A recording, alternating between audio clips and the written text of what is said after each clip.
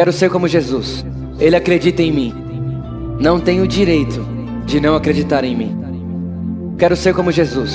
E Ele acredita nas pessoas. Não tenho direito de não acreditar nas pessoas. Quero ser como Jesus. E Ele fez tudo por amor. Não temos o direito de não fazermos tudo por amor.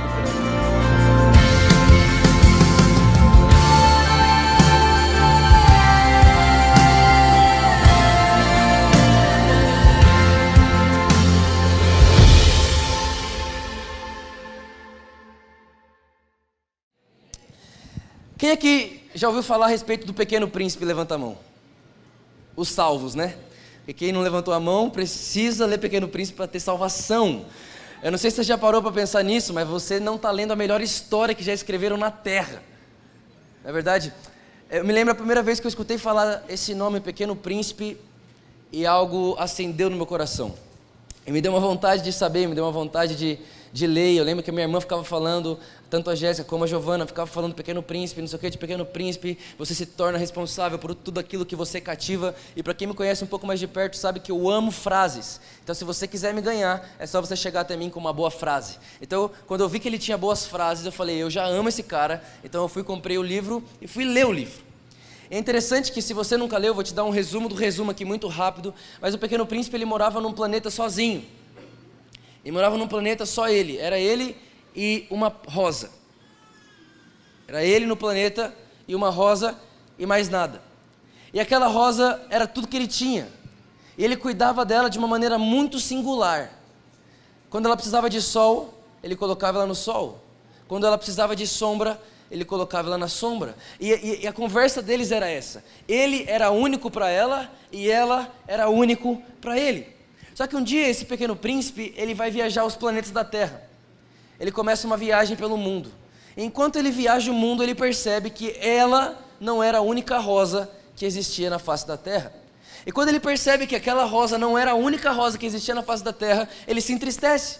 Porque ele fala, poxa vida, eu passei minha vida inteira acreditando que ela era a única rosa, e agora que eu estou viajando o mundo, estou percebendo que não era a única. Tem mais um monte igual dela. Tem mais muita rosa parecida com ela e mais. Tem rosa que é até mais bonita que ela. E ele se entristece. Só que o Pequeno Príncipe tinha um amigo, uma amiga, que era a raposa. Quem conhece a raposa aí, gente? Meu Deus do céu.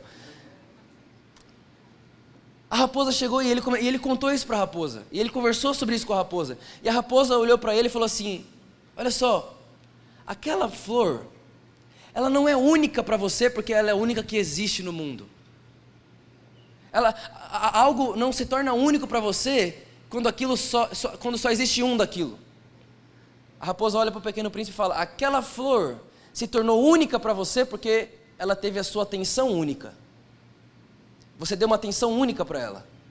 Você olhou para ela de uma forma que você nunca olhou para nenhuma outra flor.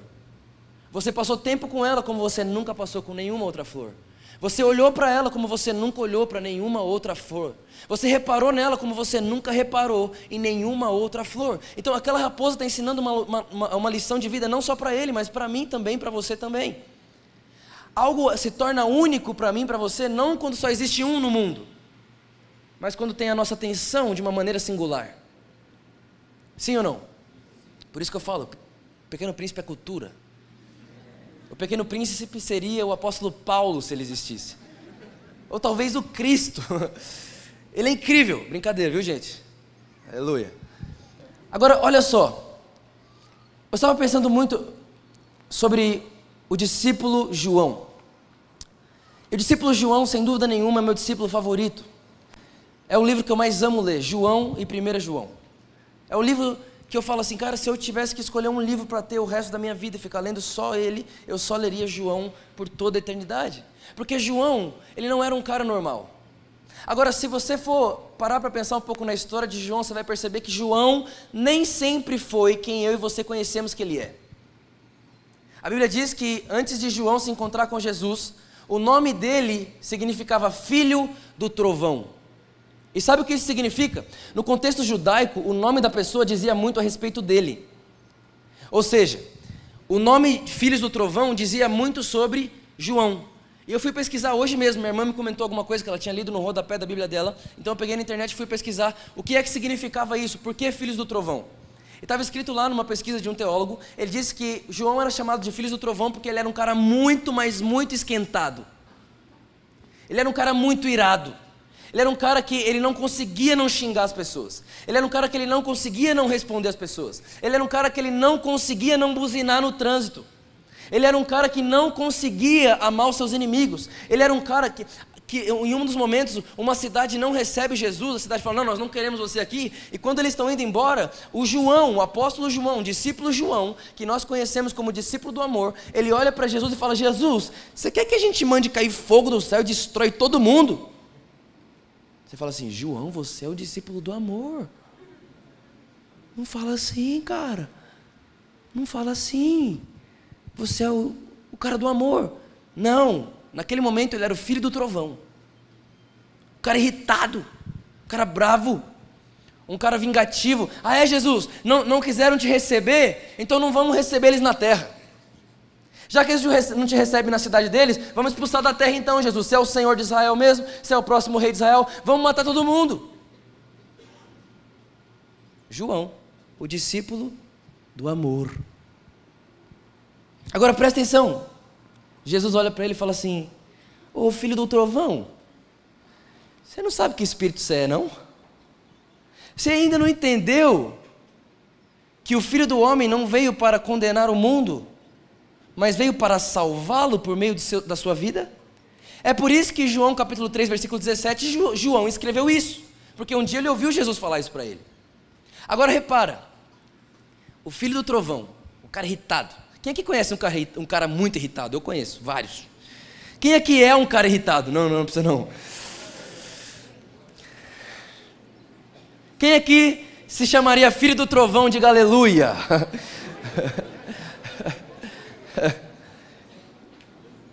Aleluia. Agora olha só, esse cara se encontra com Jesus. E ele começa a andar com Jesus. E esse João, ele começa a perceber que Jesus, ele não tinha reações. Ele não tinha reações explosivas. Esse João começa a andar com Jesus e ele começa a perceber que Jesus não tinha reações de ódio. Esse João começa a andar com Jesus e ele começa a perceber que Jesus era manso, que Jesus falava com muito sal na boca, a fala de Jesus era temperada com sal. Esse João começa a andar com Jesus e ele começa a perceber que Jesus sabia lidar com todo mundo ficava feliz enquanto Jesus falava. Quando acontecia alguma coisa que não era tão legal, Jesus sabia lidar com aquilo sem explodir. Ele começa a olhar aquilo e a forma como Jesus vivia começou a mostrar para João que ele não estava vivendo de uma forma muito legal.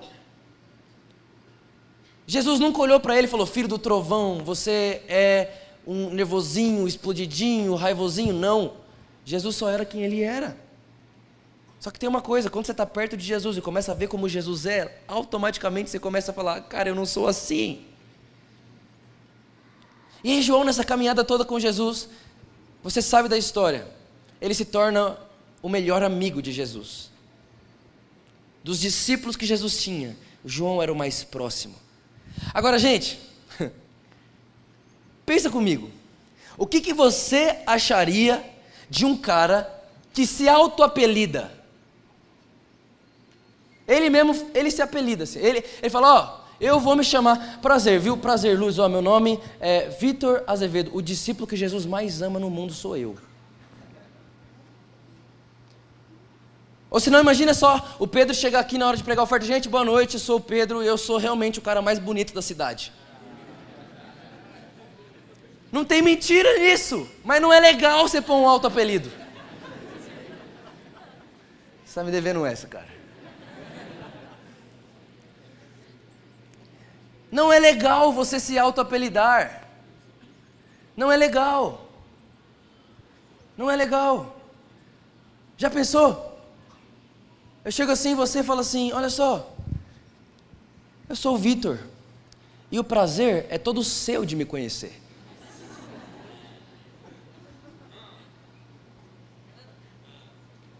Ou senão, eu sou a Débora e tenho a risada mais medonha da terra. Por mais que ela... Você estão ouvindo? É ela. Agora olha só, por mais que isso seja uma verdade, não é legal dar um apelido para si mesmo. Vocês estão comigo? Você concorda que alguém que chega em você e fala assim, tudo bem, eu sou isso, é isso que eu sou, não é chato, não é muito chato, é chato, é meio arrogante, na verdade, é meio estranho. Agora João, ele olha para ele mesmo, e ele olha para você, e ele esfrega uma coisa na minha e na sua cara. Ele olha para mim, para você e se autodenomina, ele se apelida do discípulo a quem Jesus amava. Se João fosse pregar aqui hoje à noite, ele ia chegar e falar, gente, apóstolo João na área, e me perdoem, mas Jesus tem um discípulo predileto, sou eu. Isso soa muito estranho. Isso soa muito arrogante. Sim ou não? Sim ou não, gente? Agora escuta. A Bíblia diz que toda escritura é inspirada pelo Espírito Santo. Então, se está escrito na Bíblia, o discípulo a quem Jesus amava, se referindo a João, é porque João não deu esse apelido para si mesmo sozinho. Agora, olha só, se está escrito na Bíblia, é porque Deus gostou da ideia. Se está escrito na Bíblia, é porque Deus respaldou a ideia. Agora, eu não sei você, mas numa mentalidade que eu pensava alguns anos atrás, se eu fosse João, eu escreveria assim, ó, o discípulo que mais amou Jesus porque foi o único que foi até a cruz. O discípulo que mais amou Jesus porque foi o único que na hora que ele precisou não o abandonou. O discípulo que mais amou Jesus porque eu nunca deixei de deitar no peito dele. Mas repara que João, ele prefere dar um nome para ele e um apelido para ele, dizendo o discípulo a quem Jesus ama, e não o discípulo que mais amou Jesus. Sabe o que isso me faz entender? Que quanto mais perto você estiver de Jesus, menos o seu amor por Deus você vai querer provar.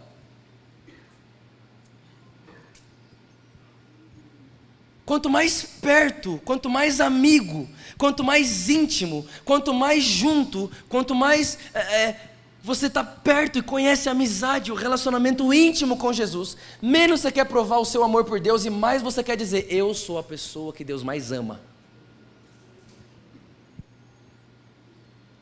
Está fazendo sentido isso? Vocês estão comigo aí? Sim ou não? Agora, a gente aprendeu muito tempo que nós deveríamos amar a Deus, e que o que move a Deus é o meu amor por Deus. Mas sabe aquele dia que você olha para você mesmo e fala, cara, eu não sei como faço para amar mais a Deus? Esse dia é o dia que você decepciona, e esse dia é o dia que você começa a esfriar na fé. Porque toda vez que você estiver baseado num esforço pessoal, você vai se decepcionar, e toda decepção traz esfriamento. Agora, quando a sua vida não está baseada no seu esforço, mas no discípulo a quem Jesus ama. Vitor, quem é você? Um discípulo a quem Jesus ama. Vitor, quem é você? Você é um pastor? Você é um youtuber? Você é um fundador de igreja? Não, eu sou o discípulo a quem Jesus ama. Mas Vitor, e o que você faz? O que eu faço é só o fruto da raiz. E qual a raiz? Eu sou o discípulo a quem Jesus ama. Isso é tudo sobre mim. Eu sou o discípulo a quem Jesus ama. Agora presta atenção nisso. Quem lembra de Pedro? Você lembra de Pedro? Pedro era o discípulo mais servo que existia na face da terra. Toda vez que Jesus precisava de uma força, de uma mão, Pedro era quem estendia a mão. Pedro era sempre o primeiro em todas as coisas. Quando Jesus está andando sobre as águas, quem é o primeiro a sair do barco e andar sobre as águas? Pedro. Quando Jesus está falando assim, gente, quem vocês dizem que eu sou? Quem responde? Pedro também. Quando Jesus olha lá em João capítulo 6, a mensagem mais forte de Jesus na Bíblia, e a Bíblia diz que todo mundo começa a ir embora, todo mundo começa a abandonar Jesus, Jesus olha para os discípulos e fala, e vocês não vão embora também não? Aí Pedro olha e fala, para onde iremos nós se só tu tens a palavra de vida eterna? Repara, Pedro era sempre o primeiro em tudo. Toda hora que Jesus falava, Pedro respondia. Toda hora que Jesus dava um bracinho, Pedro punha o dele lá. Era sempre Pedro. Sempre Pedro, sempre Pedro, sempre Pedro. Só que aí tem um dia que Pedro não é o primeiro. Chega um dia que Pedro fica em segundo lugar. Sabe que dia foi esse? Foi o dia que todos os discípulos estão reunidos na casa.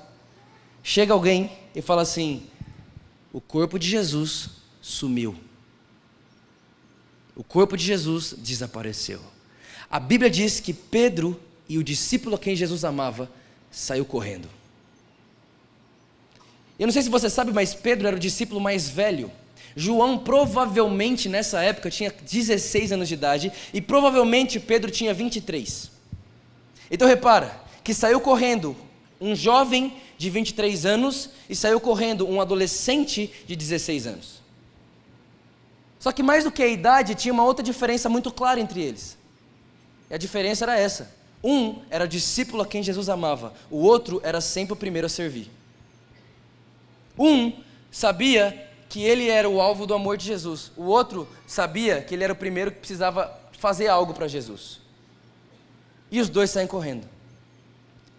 E por incrível que pareça, a Bíblia diz que João chegou primeiro que Pedro. Isso não é difícil entender. Isso não é nem um pouco difícil entender, porque era uma corrida de um servo e de um amigo, de um serviçal e de um amado. Quem chegará primeiro? Quando o assunto é Jesus. Mas Pedro, você é o cara, como que você chega em segundo lugar? Não dá para concorrer com quem sabe que é amado por Deus.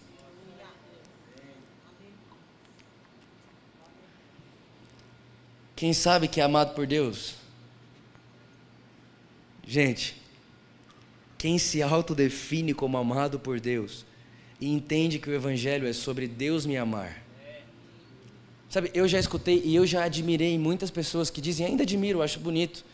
Pessoas que olham e falam assim: meu sonho é morrer como mártir. Legal, eu acho incrível.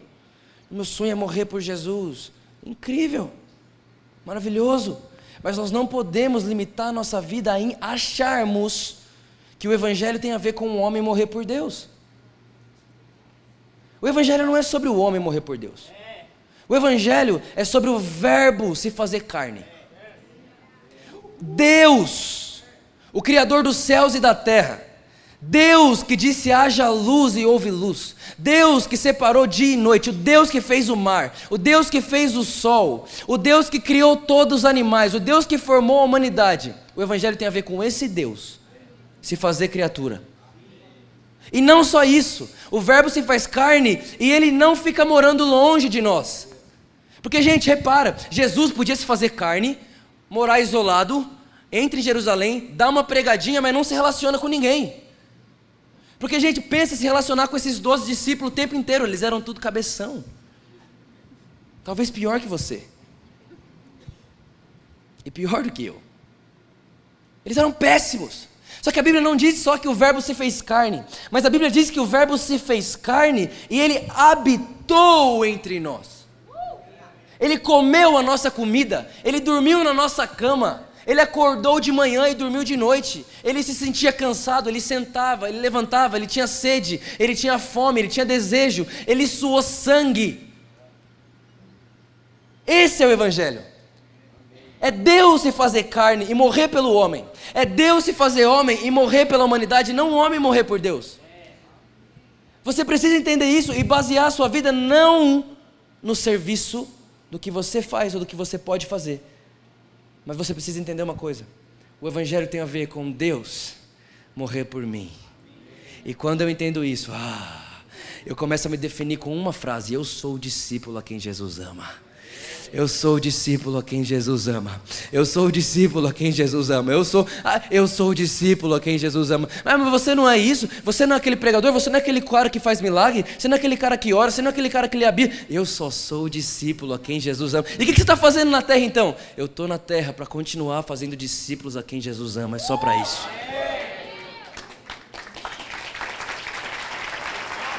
Aleluia! Essa é a nossa vida. Bem-vindo à nossa casa. Bem-vindo à nossa vida. Agora, voltando a João, é incrível que se eu tivesse que escolher um cara para conversar da Bíblia, eu escolheria João. Sem dúvida nenhuma. Eu escolheria João.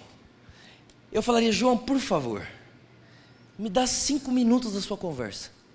E eu perguntaria algumas coisas para ele. Quem é que queria perguntar uma coisa para João? Sério, você não queria? Eu queria. João, como que bate o peito de Jesus? Tipo, como é que é? Ô, João, como que Jesus pegava no garfo? Assim, assim ou assim? Me fala, porque eu vou pegar igual. João, como que Jesus penteava o cabelo para a direita ou para a esquerda? Me fala, ele dividia no meio. João, Jesus parecia o PH? João, será que Jesus tinha cabelo curto? Jesus comia carne? Me fala aí alguma coisa, João. Me fala. Jesus dormia cedo? Jesus cuidava da saúde? João, Jesus fazia exercício físico?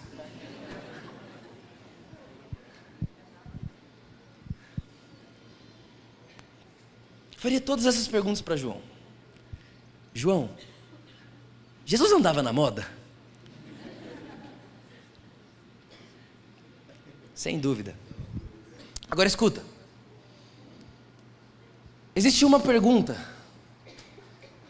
que sem dúvida nenhuma sobressai a todas essas. E eu perguntaria para João: João, me fale uma coisa. Me escreva um conselho que defina alguém que anda com Jesus. Me fala, João, me mostra, me ensina, me fala uma característica, me mostra uma coisa de alguém que anda com Jesus. Repara que eu não estou falando de salvação aqui nessa noite. Sabe, nós somos salvos pela graça de Deus mediante a fé, isso é muito bom. Nós somos justificados por Deus pela fé, isso é muito bom. Eu não estou falando de salvação, nós temos mesmo que cantar sobre perdão, nós temos que adorar Jesus pela sua graça, nós temos que amar Jesus porque fomos feitos justos, ótimo! Mas eu também quero dizer para você que esse mesmo super-herói que te salvou quer te chamar de amigo. Eu quero dizer para você que esse mesmo cara que você fala: uau, ele me salvou, ele fez tudo isso por mim. Nossa, mas que bom, um dia eu me encontro com ele. Não, ele não quer que um dia você se encontre com ele. Ele quer morar em você e ser seu amigo. Eu estou falando hoje sobre relacionamento com Jesus, vida com Jesus. E se eu pudesse, eu perguntaria isso para João: João, me fala uma coisa, me defina como que é estar perto de Jesus. E eu queria que você abrisse sua Bíblia comigo em 1 João. 1 João, no capítulo 4. Eu acredito, sem dúvida nenhuma, que talvez, provavelmente, quase 100% de certeza, esse é o texto mais importante que João escreveu. É claro, né? É fácil falar isso da Bíblia, porque todo texto é o mais importante. Mas, 1 João capítulo 4, no versículo 7, diz assim, olha: amados, o que diz aí, gente?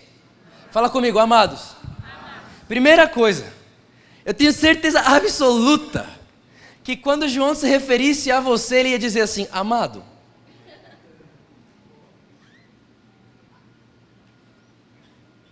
Certeza absoluta que João não chamaria eu de pastor.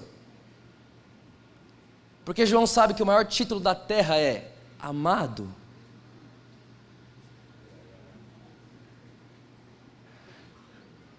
Amados. Olha para quem está do seu lado e fala assim: amado.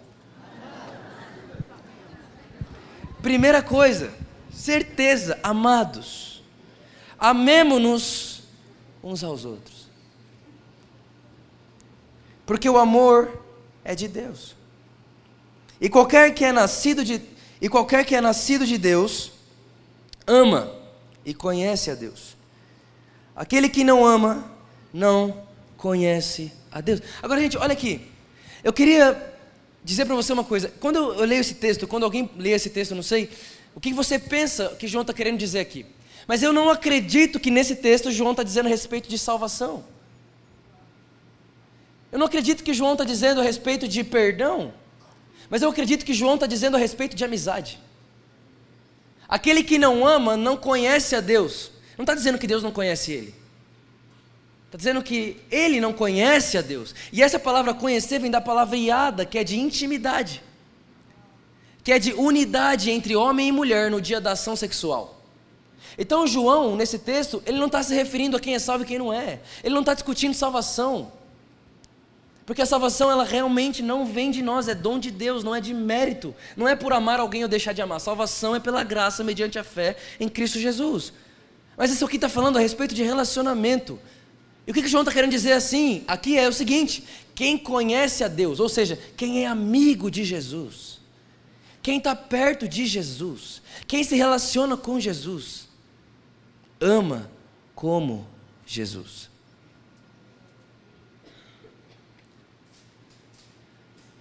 Não é sobre a forma que você vive, mas é sobre a forma que você ama. Porque na Bíblia, amar é viver. O próprio João, ele diz assim: quem ama, vive. Quem não ama, ainda está morto. Então, João não está falando aqui a respeito de salvação, mas ele está falando da forma como nós vivemos e nos relacionamos com Jesus. Passo próximo.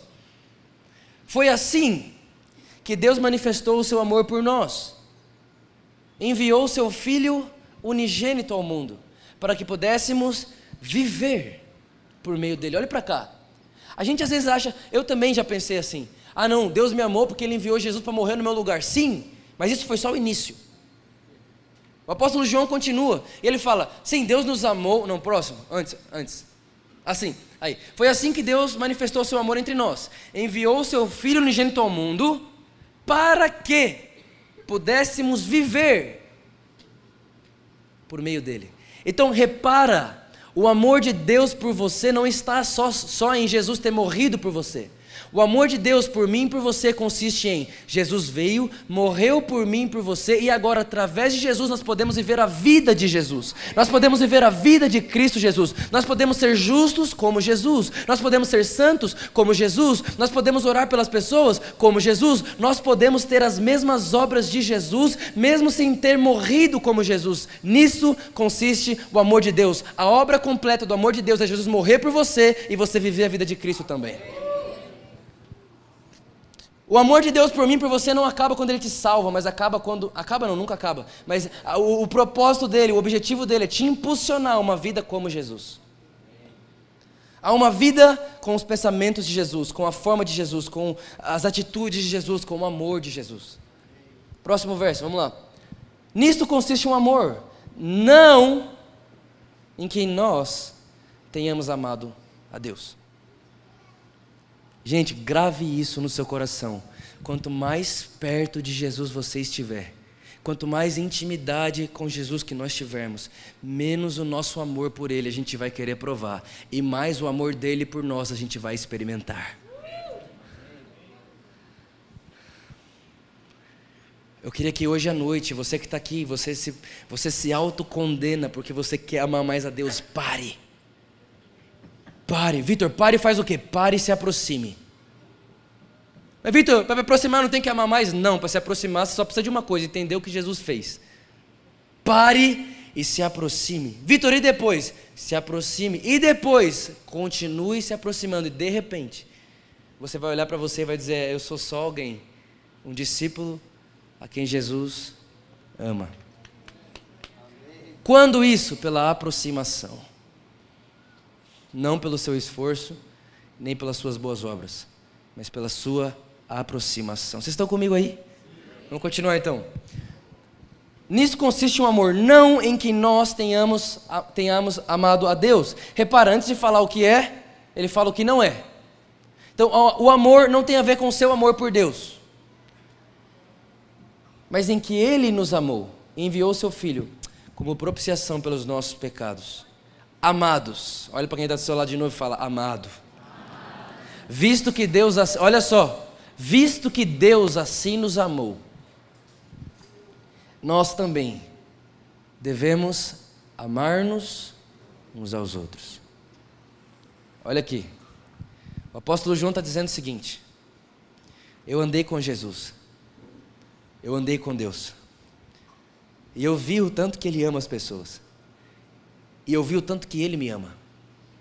E Ele me ama tanto que eu me apelidei de discípulo que Jesus amava. E quando eu entendi isso, Vitor, Igreja por Amor, amados de Deus, quando eu entendi isso, o amor de Deus por mim, eu entendo uma coisa, que o desejo dele, quando me ama dessa forma, é que agora eu possa amar as pessoas da mesma forma que eu sou amado por Ele. Só que, gente, o amor de Deus é o amor ágape. E sabe qual que é a diferença do amor ágape para todos os outros amores? Existem 4. Sabe qual é a diferença? A diferença do amor ágape é que ele não espera nada em troca.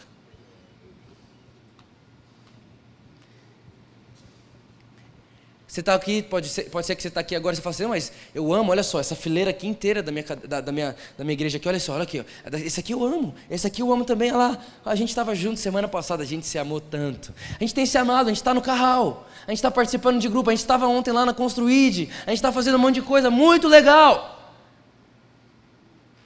muito legal. Mas eu quero te perguntar uma coisa, quando foi a última vez que eu e você amamos alguém que não merecia? E que não tinha nada para nos dar em troca? Quando é que foi? O amor ágape, o amor de Deus, é o amor de João 3,16, porque Deus amou o cosmos, e se você for para o original daquele texto, vai falar que Deus amou as pessoas más, que deu o seu Filho unigênito. Agora, gente, a Bíblia diz que Deus nos amou enquanto ainda éramos pecadores. Então quer dizer que Deus nos amou sem querer nada em troca. Porque alguém tinha que ter falado, Deus não faz isso, porque você vai morrer. A Bíblia diz que Jesus morreu por todos os homens, mesmo se os homens não quiserem, Jesus morreu por eles. Então Deus não faz assim, porque você vai morrer por um monte de gente que nunca vai te dar atenção. Deus, você vai morrer pelo monte de gente que nunca vai nem falar com você, que nunca vai nem acreditar que você existe. Deus não faz isso.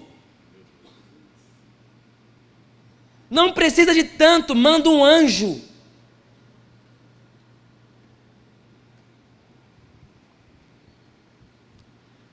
Sabe por que a gente falaria isso para Deus? Porque nós nascemos para um amor filéus. O amor filéus é o amor de 2 vias. Ele vai e volta. Só que Deus é o amor ágape. É o amor de uma linha só. Ele só vai. E Ele não está esperando que nada volte para Ele.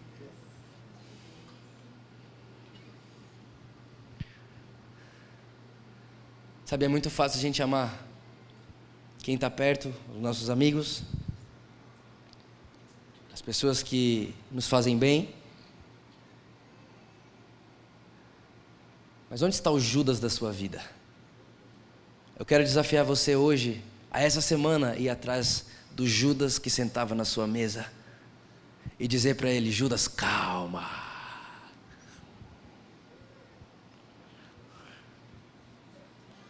Quero convidar você a sair daqui nessa noite, entendendo que Jesus disse, Ele disse isso para os discípulos, o dia que vocês se amarem, e vocês forem um, o mundo vai me conhecer. A gente quer fazer conferência, muito legal a gente ir na praça aqui, fazer o evento evangelístico, muito legal, muita coisa, muito legal, mas nada disso revela Jesus, tanto quanto uma comunidade que se ama com amor ágape, que não procura nada em troca, mas ama porque se parece com Deus. Se você quer saber o tanto que você conhece a Deus, se você quer saber o tanto que você ama a Deus, é só você ver 2 coisas: o tanto que você o conhece e o tanto que você o representa. Sabe, nós temos aqui falado de graça, nós temos overdose de graça. E nós vamos viver assim mesmo, a gente vive pela graça. A gente começou pela graça, o processo é a graça, o fim é a graça, nossa vida é a graça, sim. Mas a graça, a Bíblia diz que ela nos justifica. Então, por causa da graça, eu sou justo. E eu queria terminar com isso. A Bíblia diz que Abrão era justo e Ló era justo também. Os 2 eram justos. Mas quando Deus tinha um segredo para a terra, Ele procurava Abrão e não Ló. Mas os 2 eram justos. 1 Pedro diz o justo Ló. E a Bíblia diz em Romanos que Abraão foi justificado pela fé.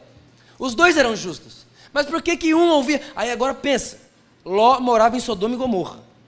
Abrão morava do outro lado do mundo. Ia ter uma destruição em Sodoma e Gomorra.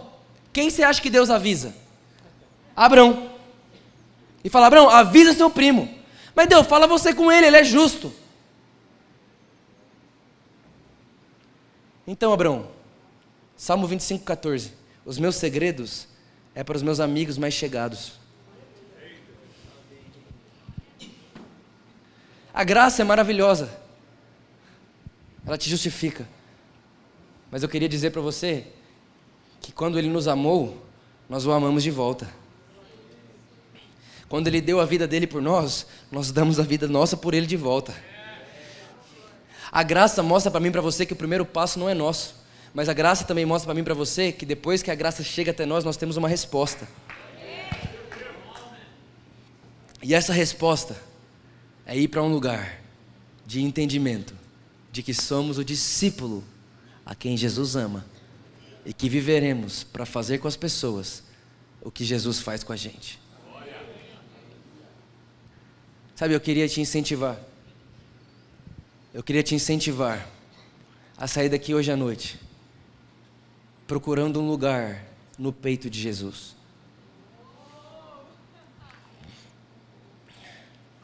Todos os discípulos ali, sentados naquela mesa, estavam debaixo da mesma graça, do mesmo Senhor, do mesmo Salvador, igual nós estamos aqui agora.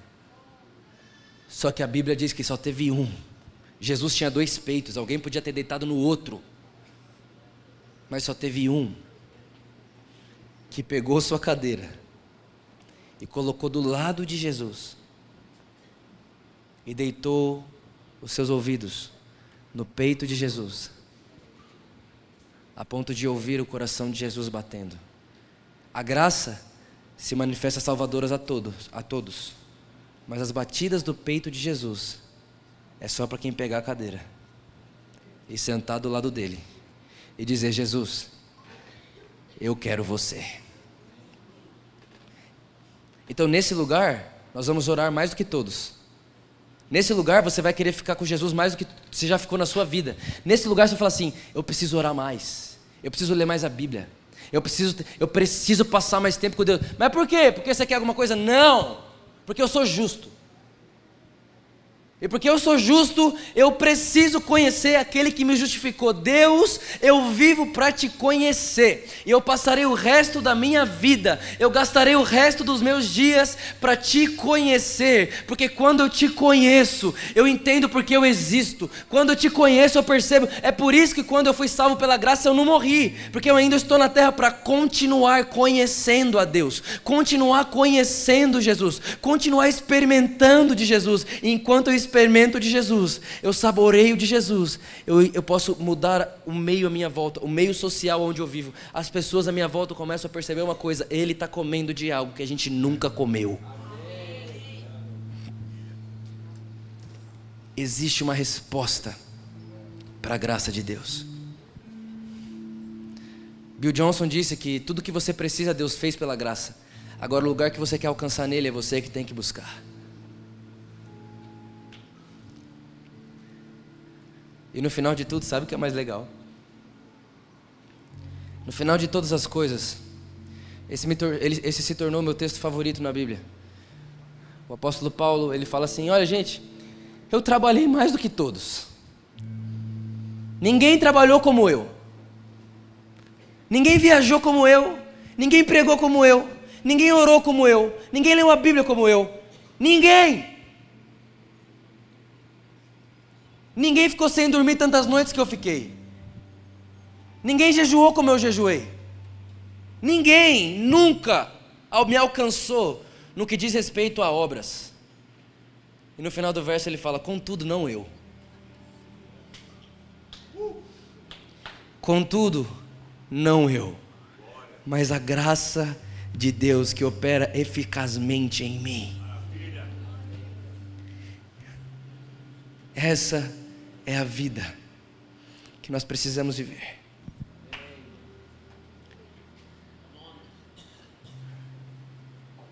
O apóstolo Paulo dizia: eu teria do que me orgulhar,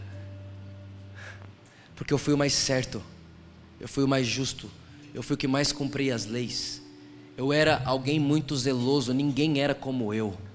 Mas o dia que eu conheci Jesus,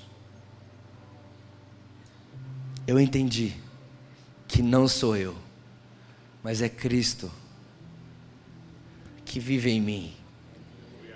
E essa é a minha vida. Sabe, gente, você precisa sim buscar Jesus. Não como se ele não tivesse, ele já está. Mas você precisa passar tempo com ele. Lembra que eu falei lá no começo do Pequeno Príncipe? Agora você vai entender por que eu falei.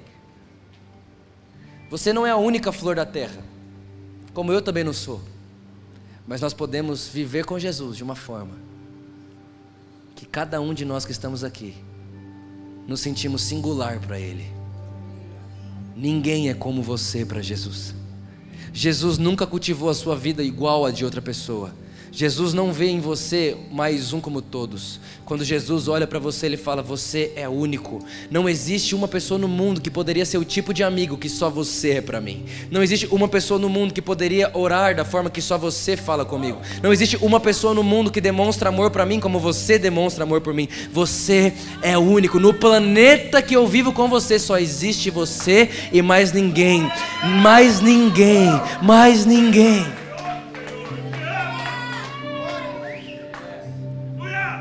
Você pode fazer isso?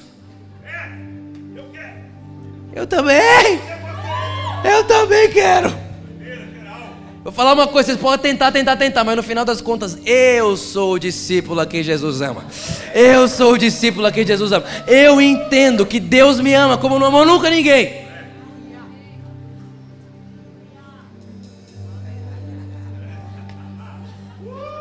Tem como viver triste? Tem como viver para baixo? Tem como não ter esperança? Tem como não querer acordar amanhã? Tem como continuar depressivo? Tem como continuar para baixo? Não! É impossível, porque o apóstolo Paulo fala assim: por mais que do lado de fora as coisas estejam sendo desmoronadas, dentro de mim algo está sendo renovado. Aqui fora as coisas estão caindo, mas aqui dentro as coisas estão se levantando. Aqui fora as coisas estão escuras, mas aqui dentro é mais claro que a luz do meio-dia. Aqui fora está tudo em necessidade, mas dentro de mim não me falta nada, porque o Senhor é o meu pastor e nada nunca me faltará. O Senhor é o meu pastor e nada nunca me faltará. Jamais me faltará alegria, jamais me faltará paz, jamais me faltará esperança, jamais me faltará o Salvador, jamais, jamais, já está garantido, ontem, hoje e para sempre. Nós somos os discípulos a quem Jesus ama. Essa é a nossa vida. Essa é a nossa vida. Essa é a nossa vida. Existimos para isso, se movemos por isso e morreremos assim.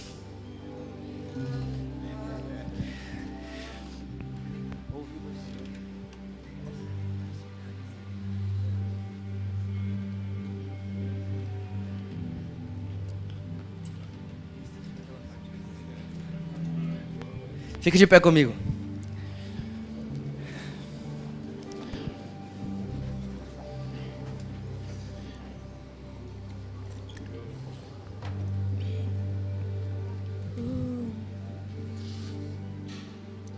Feche seus olhos.